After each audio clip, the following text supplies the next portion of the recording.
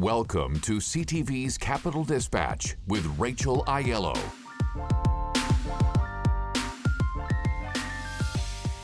Hey, I'm Rachel Aiello, and welcome to the first ever YouTube version of Capital Dispatch. Every week, I write a newsletter talking about the latest in federal politics, and now we're bringing you it in a video version. So what happened this week that was really dominating the agenda? Well, two major things were the themes of the week. Obviously, it was the first week back in Parliament. MPs came back to the House of Commons, and they all said they were focused on affordability, and this played out in a couple of ways. So we had Karina Gold, the Liberal House Minister, talking about how their priorities for this fall sitting are going to be this new bill from Chrystia Freeland, which covers the GST, removing the GST from new housing rental builds, as well as a series of changes to Canada's competition laws aimed at specifically the grocery sector. They say they want to get housing costs down and grocery prices down. The other priority that Gold said the Liberals will be focusing on is public safety. And I thought picking these two issues were notable. Obviously, affordability, cost of living for Canadians has been the top concern through the spring, through the summer, and now into the fall. But picking up on the element of public safety, I think is tapping into something that Conservative leader Pierre Poilievre has been talking about a lot. What we saw play out this week was the government's bail reform bill, that bill that premiers and police officers wanted them to get ahead, did manage to pass the House. There's a bit of drama with that. It's in the Senate now. We'll see if they push back and make changes. The House passed it quite quickly.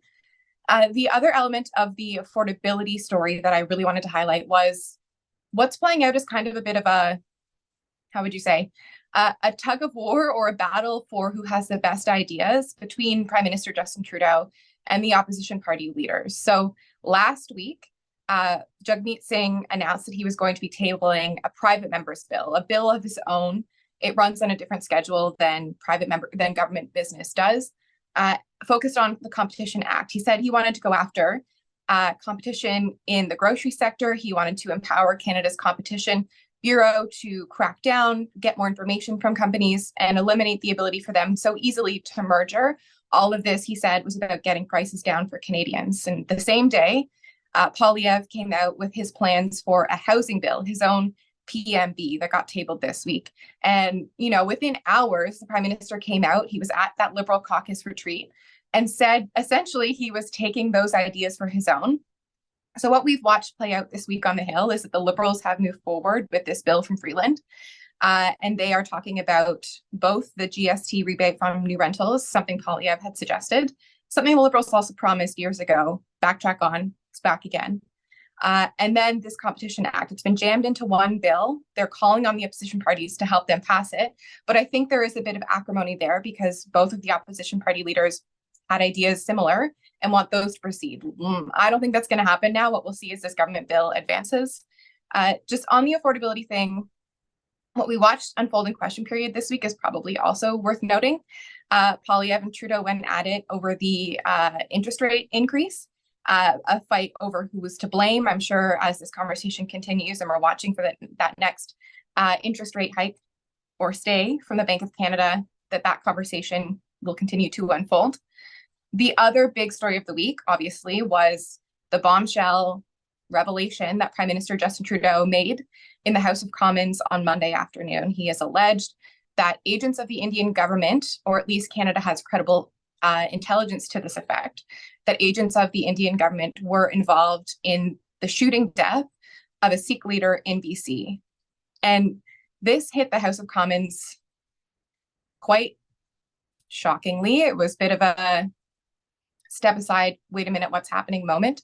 And what we've watched unfold from there is the opposition parties quickly getting on side, condemning this, to a bit of a change. Poilievre is now calling on the Prime Minister to come clean, taking a bit more of a cautious approach. His MPs didn't participate in a take-note debate on the topic. Jagmeet Singh, obviously, for this is a situation where he's having some personal impacts. He's got a higher security clearance. He went ahead and got it during that whole interference schmozzle last spring. So he's been able to see a bit more evidence, and he says he fully finds what the Prime Minister has said is credible, and he wants the inquiry that's going on now to look at these allegations as well. Just to note, there's an entire diplomatic side to this story that's still unfolding. We've seen Canada expel an Indian diplomat. We've seen India retaliate and send one back here. And since then, it's really been a ratcheting up. Canada is assessing its groups on the ground, its ambassadors, its delegates in India because of threats that they are receiving, considering whether that contingent of officials in India need to come home, need to be relocated. And India has essentially banned Canadians from going there. They have put a, for the foreseeable future, ban restriction on visa applications, and a visa is needed to head to India. And obviously, that is having travel implications for a number of Canadians. It's going to be interesting to follow how this unfolds. Other allied countries are coming to Canada's backing a bit tepidly, wanting to see the evidence, wanting to see an investigation go forward. Right now, there's still some back and forth between India and Canada over what investigation, who's involved, what allegations are being shared. So we'll obviously continue to follow that. Just lastly, in terms of what happened this week, I wanted to flag that the grocery CEOs were summoned to Ottawa, and they had a sit-down meeting with Freeland and Champagne, pledging to come to the table, figure out a plan to stabilize grocery prices before Thanksgiving. What that looks like, we will wait to see. But I think key to note there, they're talking about stabilizing prices, not necessarily lowering. So that's going to be kind of the other side of this affordability package that the Liberals are trying to drive home. They say as well, more housing affordability, other cost of living announcements to come. So stay tuned for those. Today I'm rising to inform the House of an extremely serious matter. I just informed the leaders of the opposition directly. I want now to speak with all Canadians. Over the past number of weeks, Canadian security agencies have been actively pursuing credible allegations of a potential link between agents of the government of India and the killing of a Canadian citizen, Hardeep Singh Nijjar. Canada has declared its deep concerns to the top intelligence and security officials of the Indian government.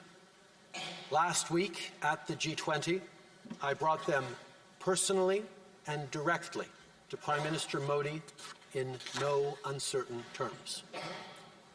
Any involvement of a foreign government in the killing of a Canadian citizen on Canadian soil is an unacceptable violation of our sovereignty. That was Prime Minister Justin Trudeau. Now, most weeks, I'm going to try to pick a quote of the week that maybe you might have missed. But obviously, with what went on this week, this was the quote of the week. This was the moment that he stood in the House and informed us all that Canadian intelligence agencies have been investigating these allegations of a link to the killing of a Canadian man in Canada. And why I picked this as my quote of the week was because I think it's really interesting when you take a step back and look at how the Prime Minister is handling this allegation of foreign interference. And it makes me wonder if he tried to learn lessons from how he handled the China example. Obviously, he faced a lot of pushback for how the government handled the allegations of Chinese meddling in the last two Canadian elections. There was a lot of back and forth over what he knew and when and why other people weren't alerted. And so I think what he realized in this situation, partly reporting was going to be released on this, that he wanted to front it. I also think it's fascinating because we were watching that ill-fated, I guess you could say, trip to India he just had.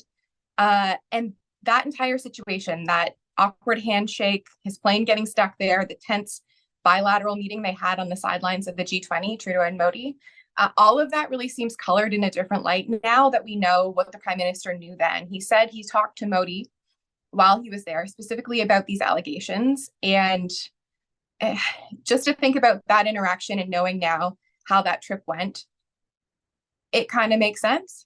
Going forward on this, I think as well, the intelligence side of this is going to be interesting to follow. Talking about, all spring, this conversation about foreign interference and intelligence as an evidence. So how this investigation is going to unfold, what more we get. So far, there are some sources suggesting to other outlets that they have human and signals intelligence, and that other allies, at least one country at this point, is aware of some of this. So it's really an unprecedented situation. And I think it's a quote of the week because the Prime Minister And Canada is in international headlines this week because of this. Everyone's kind of tuned in and paid attention. And that doesn't happen every week, for sure.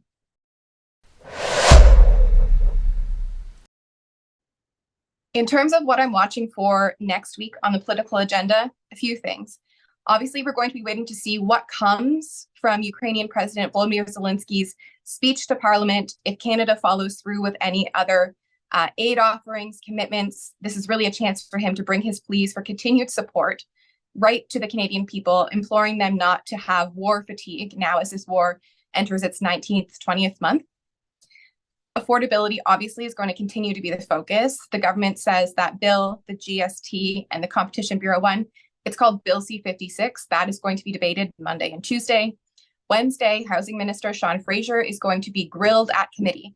It's his first committee appearance since taking on this new role, and I fully expect him to get a barrage of questions from all sides about what more the government is doing on housing, and probably some pointed questions about what they've done to date and why it seems that they've had to take this renewed focus now on housing. The other story we're going to be following next week is it's the first opposition day. What's an opposition day? Well, every cycle of the House of Commons, the opposition parties get a certain number of days where they can raise an issue of their choosing. They essentially set the agenda in the House of Commons. And the first one of the fall sitting is on Thursday. It's a Conservative opposition day. So Pierre Poilievre will get to pick a motion of his choosing, have the House debate it, and and he will have them vote on it in the days following. These are really a chance for the opposition parties to put an issue front and center, maybe that they think the government isn't focused on, try to kind of finagle, wiggle them into voting for something. Sometimes you'll see in these motions poison pills where, oh, I couldn't believe the government voted against this, but it's because there was one line in there calling them completely incompetent. So we'll see what topic they choose. I think that'll really be a clear indication of what area of focus Poilievre is going to have. I highly suspect it won't be on this whole India-Canada tense relations. What I'm expecting to see is probably something on housing, on affordability, or his plans to axe the tax, either the carbon tax or what he calls the inflation tax. And we'll see how the House votes on that.